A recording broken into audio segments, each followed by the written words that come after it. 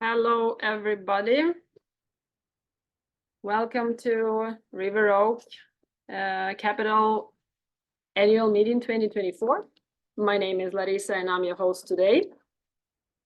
In just a few minutes, I will give a word to Daniel, who will do the recap and introduction, recap for 2023.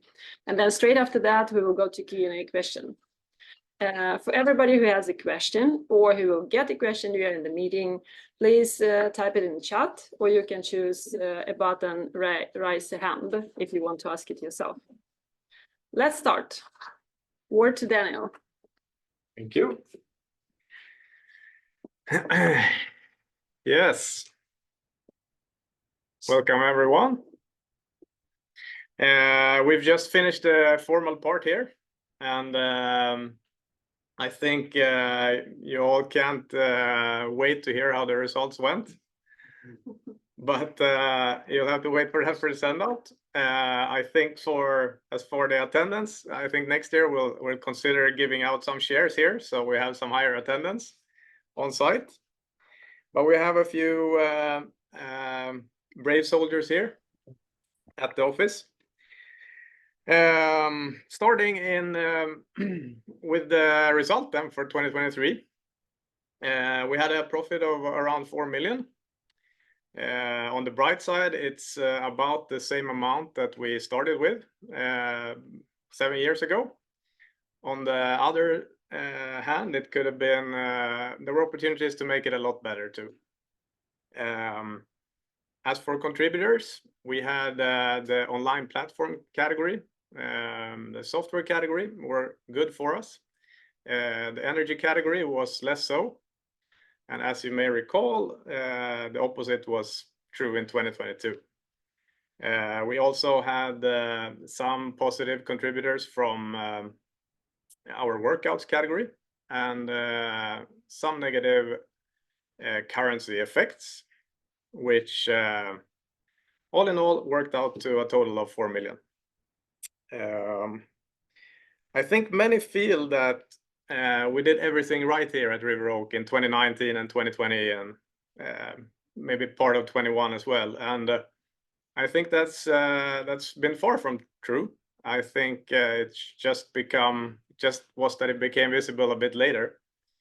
I think we needed a lot of changes since then. You have probably noticed a lot of changes in the communications and what we have invested in.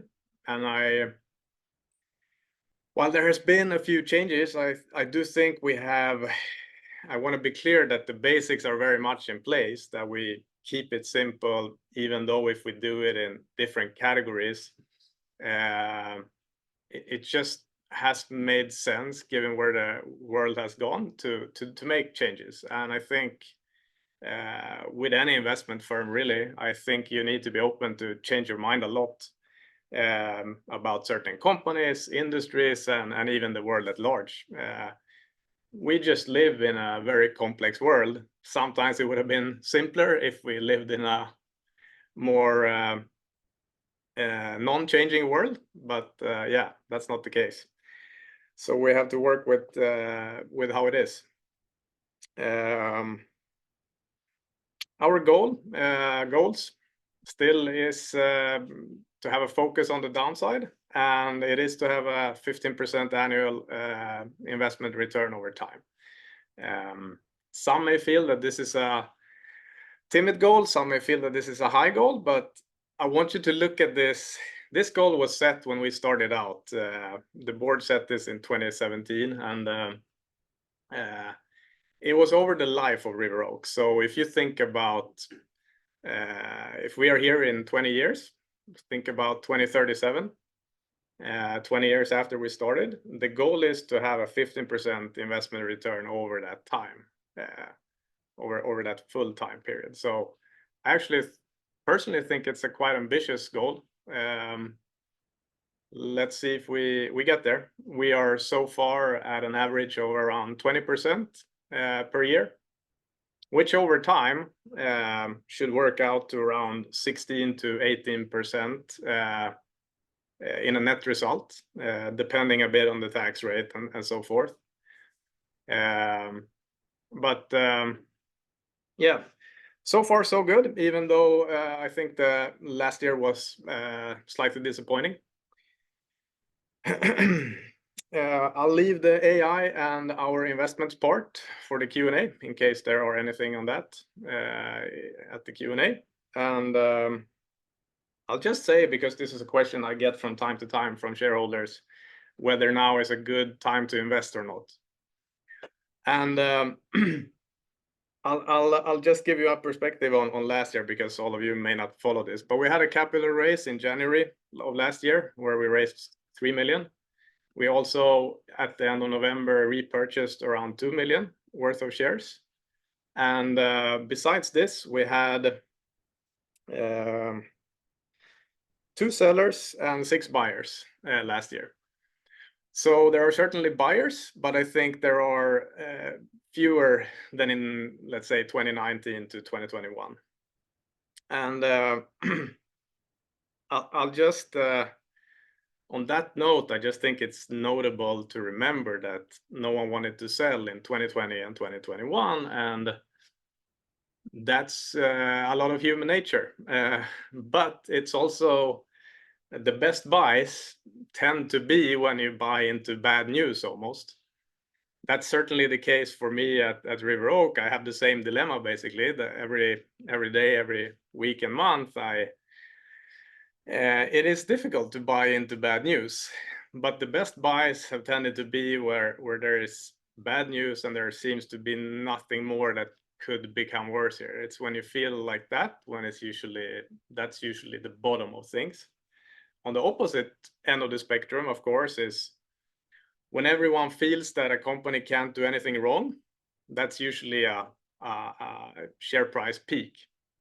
Of course, for the really good companies that last, those peaks become temporary and they become local peaks, and over time they go higher anyways. But it's a very good principle to keep in mind, something I use here when I select companies on our behalf. And it's just good to remember that, you know, when things are going well for a company, it's never as good as it seems, and the opposite is true when everything is not going great either.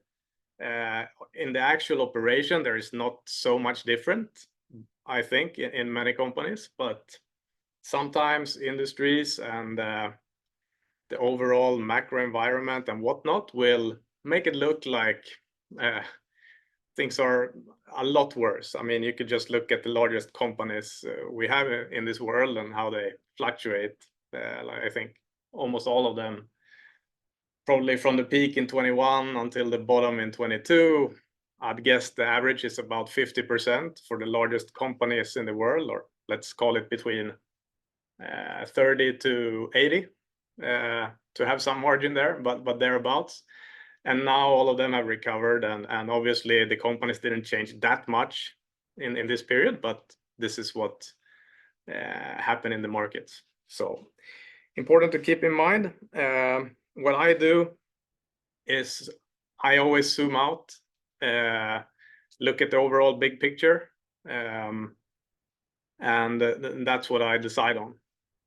So in River Oak's case, I still think that looks pretty damn good. We have an average investment return of 20% per year, and as I said, that would work out over time to around 16 to 18% as a net result, and I think that stacks up pretty well out there. So yeah, that's all I had. Back to you. Thank you, Daniel. And now we go straight to Q&A session.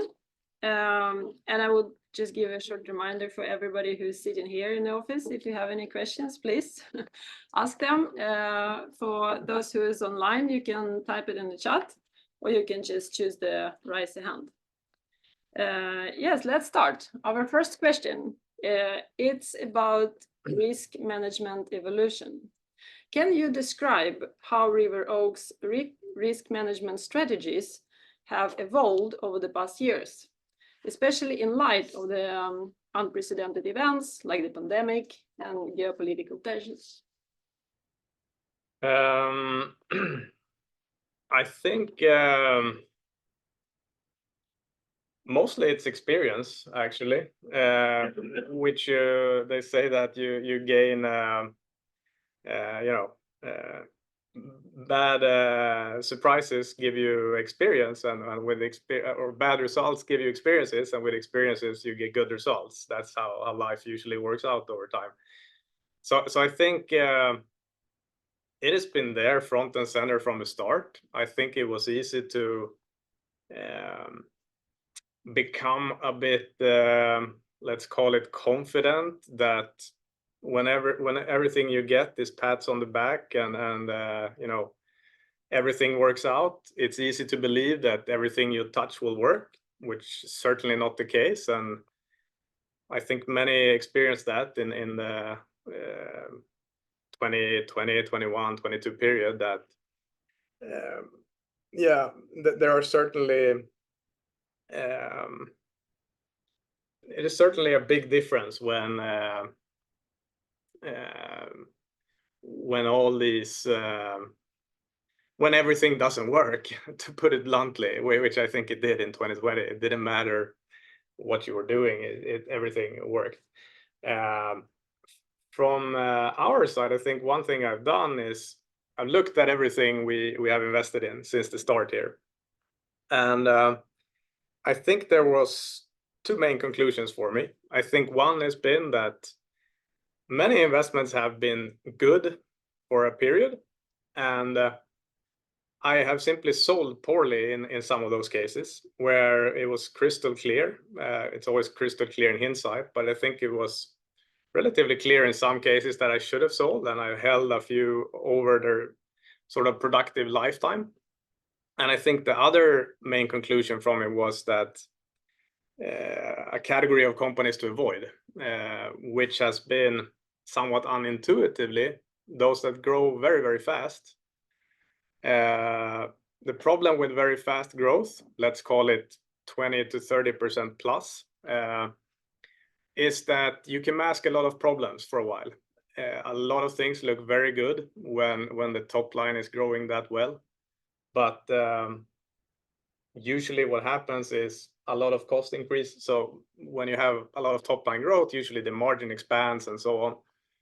Over time, you get the cost increases and the margin pressure. It seems almost as reliably as snow in the winter in Sweden, at least. And furthermore, it's just very difficult to grow an organization that fast, and you tend to get a lot of problems, and I think we were caught in some of that. In addition, in this group has been that they've had a commodity tendency in their products. So while it may have seemed like they have overcome this and had some advantage, usually the same thing has happened there, that you will see pricing pressure and margin pressure over time, and yeah, that's usually, this combination usually is a very lethal investment cocktail, so to speak. So, thank you. Yeah, I think those are the main takeaways from it. Thank you, Daniel. The next question is about energy and infrastructure category. In the shareholder letters, mentioned Brian's success in the energy and infrastructure category. Could you discuss what lessons have been learned from the investments in this category and how those will influence future investment decisions? Sure. I think what I touched on in the letters has been that we had some early success. And I think in all these cases, it has become clear over time that what has seemed like a competitive advantage has not worked out too much over time. And this usually is the case in this category, that, when you're building hardware or when you are yeah, I think maybe that's the main reason. It's easy to replicate, and doesn't matter if you combine it well with a software component, and it's still much more difficult to because most people simply don't care whether they have an electric charger from this or that brand, as long as it works well enough. At the end of the day, usually price is the deciding factor. I've always obviously tried to work around that when I make the investments, but I think that's the learning that I'm coming back to, that they don't tend to last.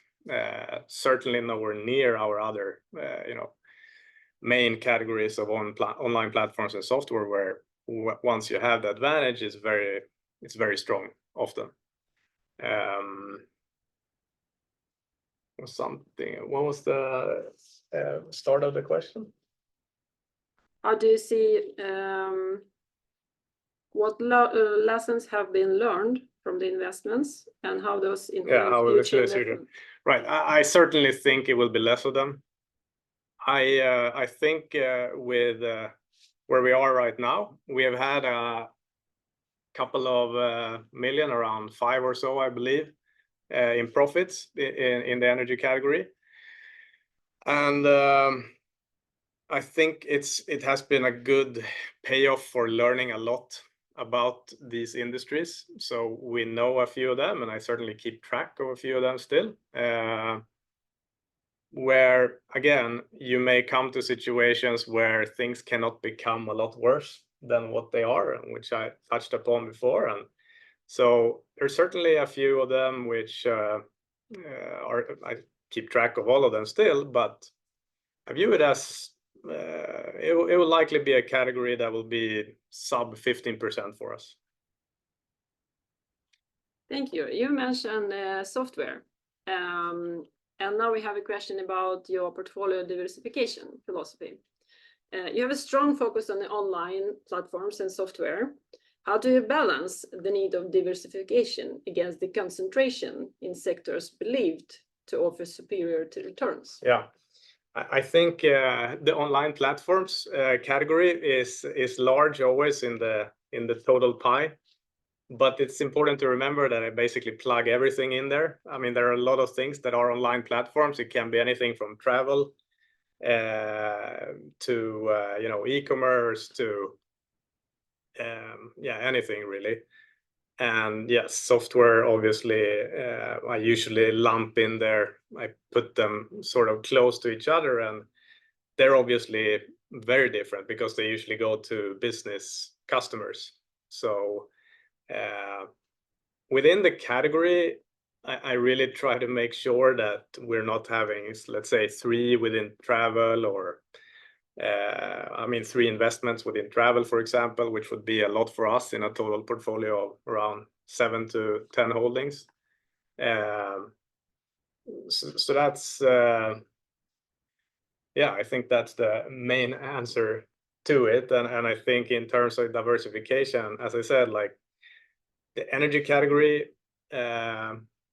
for those reasons, will likely be kept small. I think the workouts category, which has been small for us, but sometimes makes sense, that is also likely to be a sub 15% category. And to the extent that we need more diversification than that, it will be cash, which we earn around 3% on now. Thank you.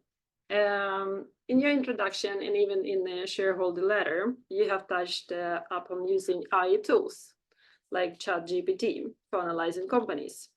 How do you see the technological advancements that AI can give you with further integrating them into the River Oak research or investment process?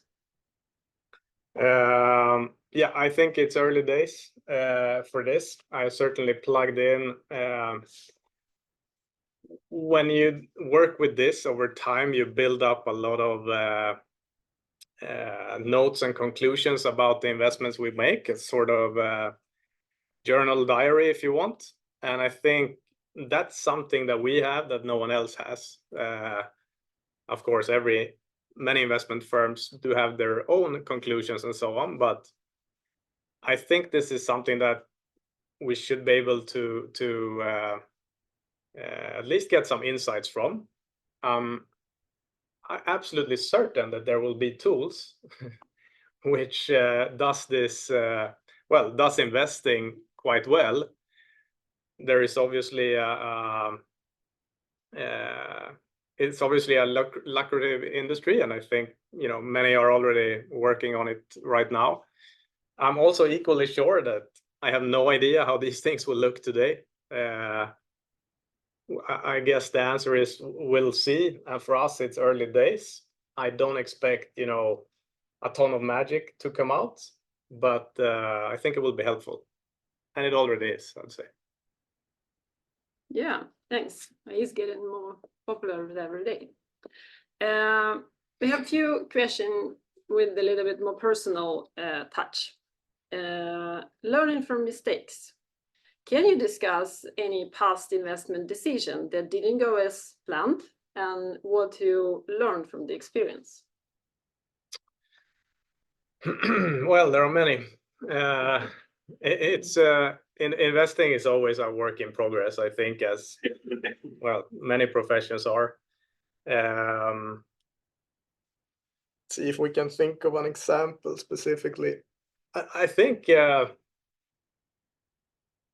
one thing that certainly is still a work in progress, but something I've learned a lot from, actually many investments, as I said, have been purchased quite well, and they could have worked out wonderfully well over the holding period had I sold when it was probably time to sell.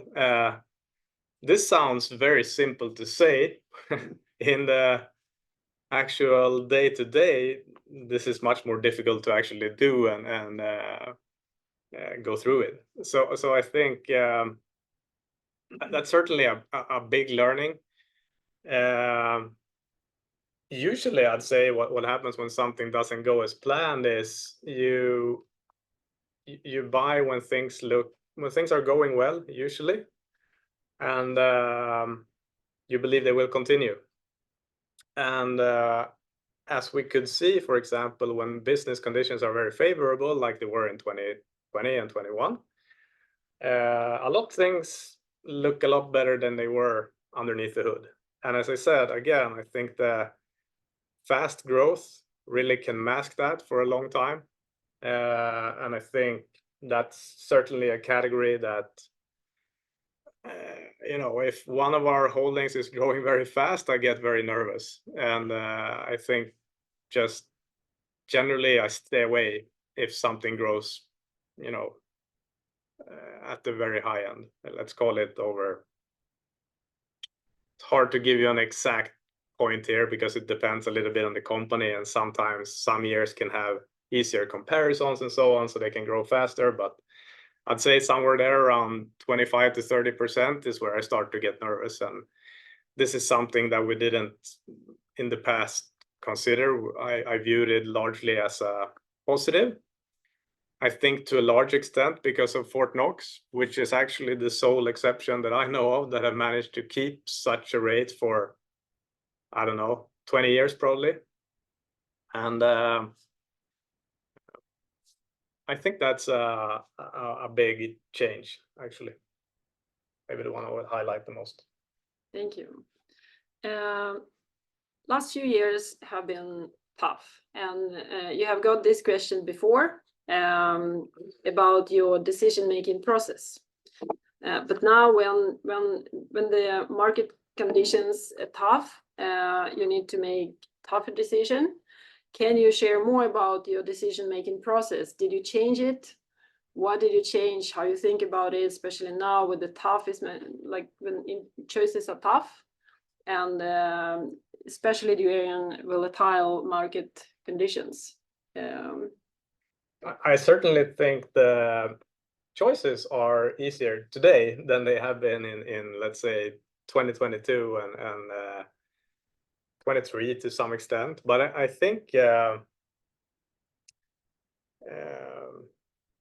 decision making hasn't changed a lot. It's just that I noticed a few things, certainly over I looked back over a longer period. it certainly a few things stuck out, and I think those are the main things that have been changed. But I think otherwise, I think sure. I mean, I think last year was a bit disappointing. I'm sure some of you agree, and I do think if you look at the big picture again, 20% on average per year is right up there with anyone really. And so I think the foundation is very solid, and I think it should be remembered. Just because you had one, I think, disappointing 6 months, really, the end of last year, I don't think I mean, I'm careful to draw too big conclusions from it. Certainly, what happened, I mean, why 2023 was a bit subpar certainly was because of the first quarter, but that wasn't visible because the rest of our portfolio did very well in that first quarter. But when some of that was given back and also currency effects went against us in the second half, it certainly looked like it was the second half that was the problem. But I can assure you that it was the first half and really the first quarter which was the problem. So I don't think that decisions. I don't think the basic decision-making process has changed at all when it comes to purchases, really. With the exception that I stay away or I'm much more careful when something is growing very fast.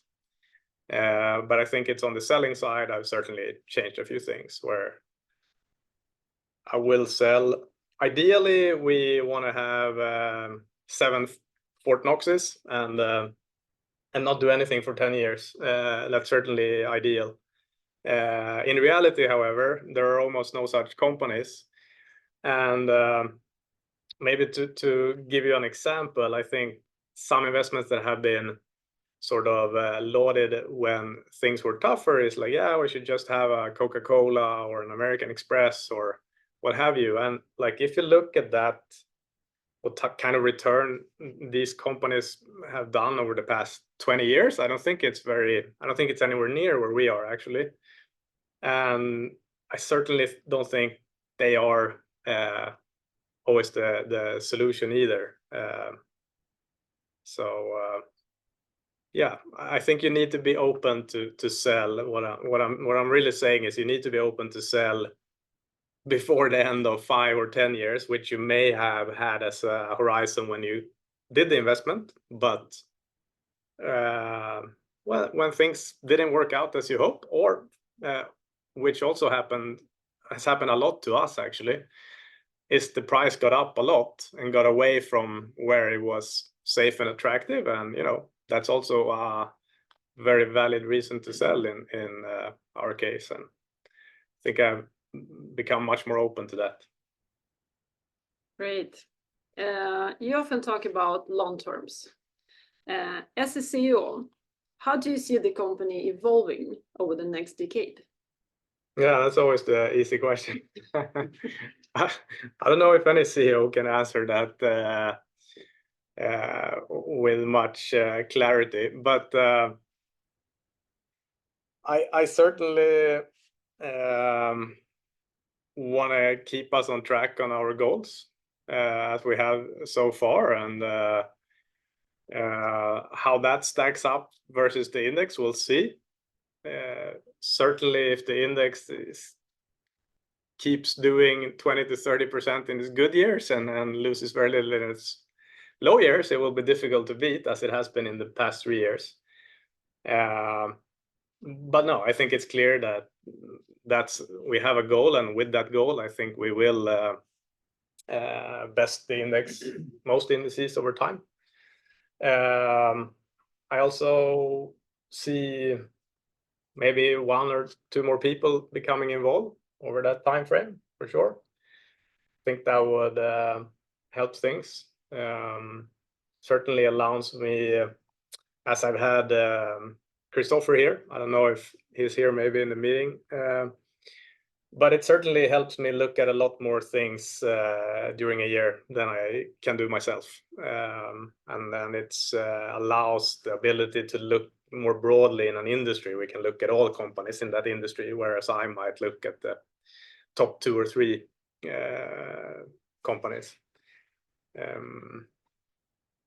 So yeah, that, and I do feel right now we should we would do well by becoming a bit larger. So that hasn't really been a goal of mine in the past, but I think we would do well as a company to become a bit larger. So yeah, that's a natural thing that has to happen in a company like ours, I think, and what you have to look for in the future. Looking forward to see. Yeah. And last question about your inspirations. In the letter, you mentioned Charlie Munger as one of your inspirations. Who are your other influences or mentors in the investment world, and how have they shaped your investment philosophy? In the investment world, not in the other world. Yeah. You can mention another world if it's a big mentor or influencer, of course. I'd actually say that Charlie was probably a bigger influence than Warren Buffett in my case, because there were a few things which it's not that Buffett doesn't agree, but I just heard them from Charlie first, and they sort of resonated more with me coming from him. I think maybe some of them are peers of mine, which I am in contact with on a regular basis. And you try, because they do very much the same thing that we do here.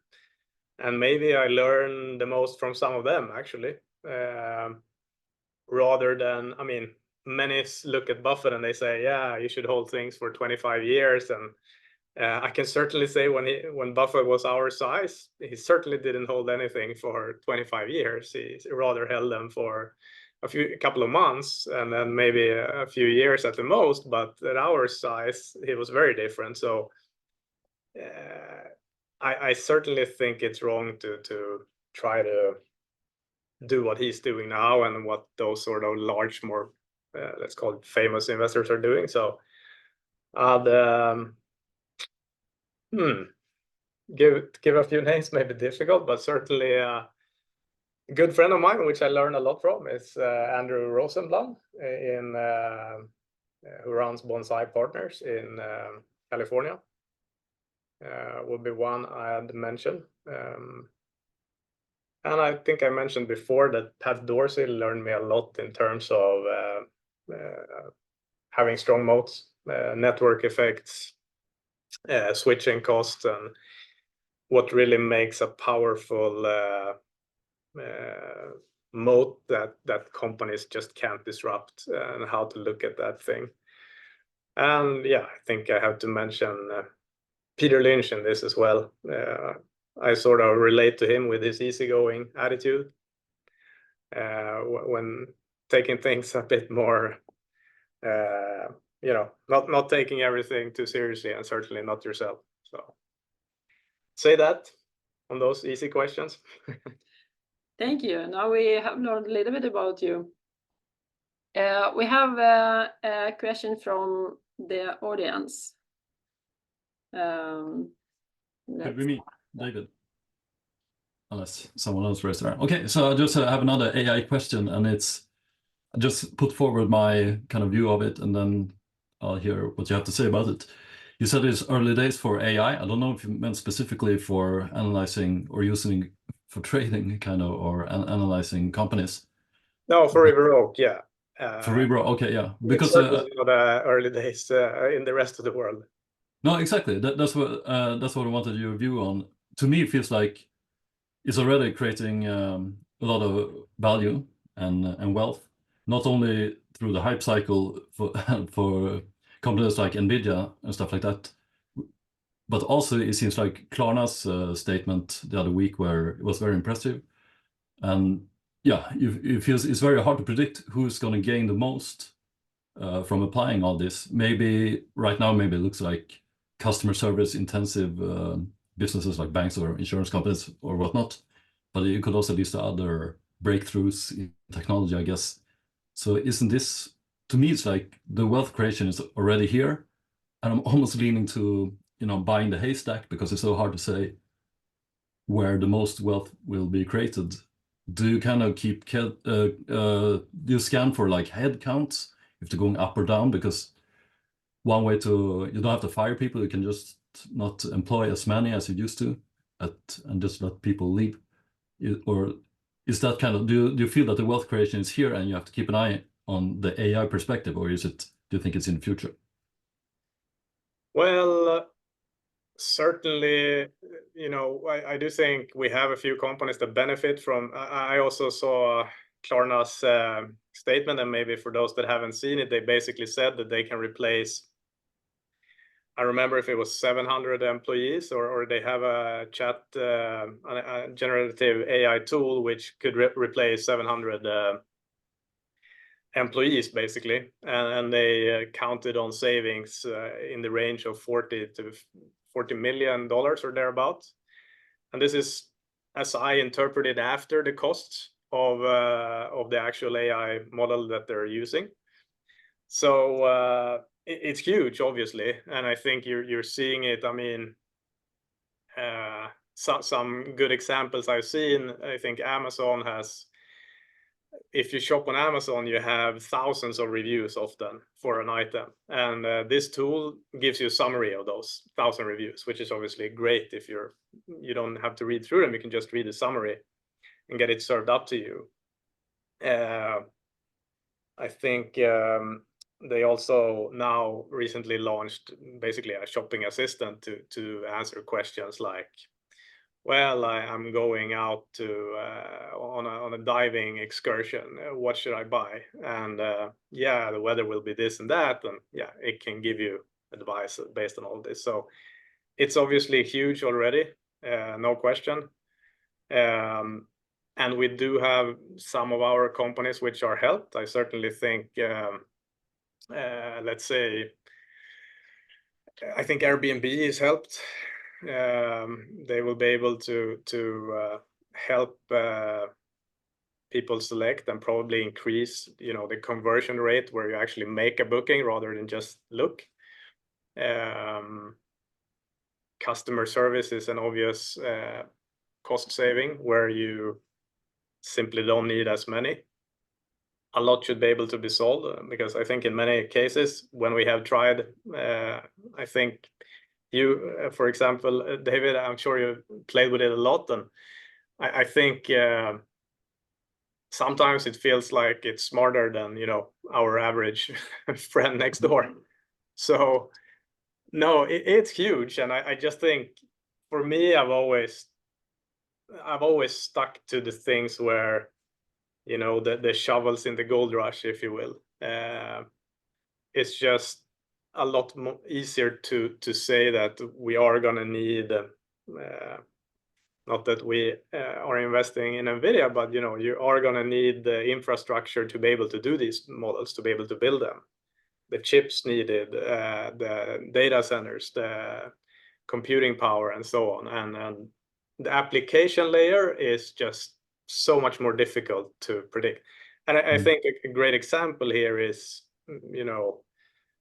back in the day, 10 years ago, when cloud-based software came along, certainly saying that Fort Knox was going to be there is a lot easier than saying, all its customers, who will win out of those, hundreds of thousands of customers who do all these kinds of different things. Predicting which one of them will have the best products and services and do well is just a ton more difficult. Yeah, that's kind of goes to my point. Like 7 to 9 holdings is kind of slim in unpredicted. Yeah, when it's hard to predict who's going to be the winner and pull away. Yeah, because the shovels are already very expensive. If you if you call NVIDIA the shovel seller. But then again, on their earnings call, they also mentioned that nation states are queuing up to buy their chips, which kind of another big driving force, I think, will be defense or warfare or whatever, because of all the worries going on in the world that countries are gonna kind of bump up their defense. Sure. To the extent that we invest in the trend, as I said, I think we have a few companies that benefit from it. I would certainly not be too happy if we had a company who said, yeah, I don't think AI is important, we won't be able to use it. That's certainly a big red flag, which I think it's a lot bigger than being able to say, yeah, it's all in the future, let's see. So it's certainly the case that you have to consider it now, but within these 7 to 10 holdings, to the extent that we invest in the AI enabling, that will still tend to be the shovel, so to speak. Maybe not NVIDIA in this case. It could be, but yeah, that may not be the thing I'm looking at, so to speak. Okay. Along the lines of, when you buy the hottest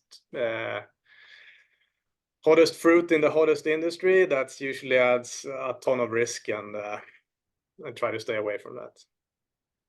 Okay, thanks. Thank you, Daniel. Thank you, David. We have one more question from the public, please. Can you hear me? Yes. Yeah. Oh, hey there. How are you both doing? Hi again. Hi. Good.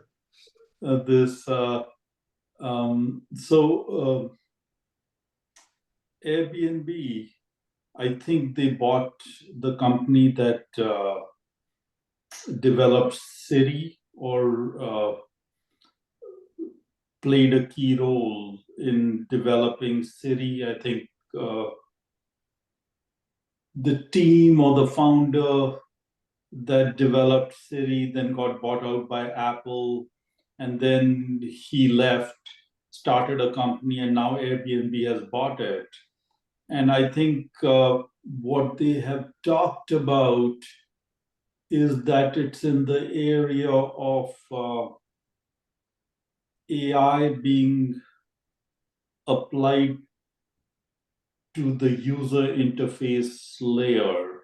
And my verbiage might not be completely accurate because my understanding of technology is very basic, but something like that, like how that basically AI applied to UI.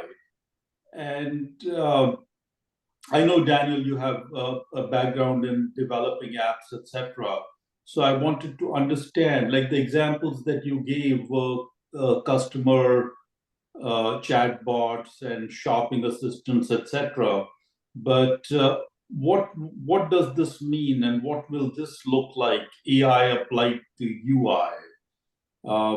Does this make any sense to you? And my second question after that was going to be, in developing apps and developing computer programs, I think there are already early things like Microsoft Copilot, etc., which use AI, but none of the examples that you gave were about programming or computer development of software or apps. Do you think all this technology is relevant there, and whether it will make a big difference? Oh, sure. I think that's where it's making the biggest difference so far. If I start with the second question, I think you've already seen stories where developers have reduced their coding time by 70% or something crazy like that. I am tempted to ask, because I know David is a developer who asked the previous question, so maybe I can give David a question after. But I think it's making a huge difference there, and immediately when it came, that was my conclusion in an area where it would really help. But maybe at that point it was difficult to see how all these other thousands of applications that have come along since then in only a year's time. And in the case of in specific case of Airbnb, I don't think at all it is a reason I mean, when we made the investment in early 23, it was largely a case of the baby being thrown out with the bathwater of everything else. Certainly a very attractive price at the time, and an overall great company.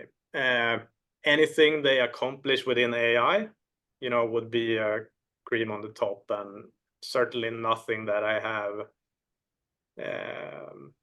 in any way sort of discounted as a big part of the investment, and it certainly wasn't when I did the investment in January 23, I believe.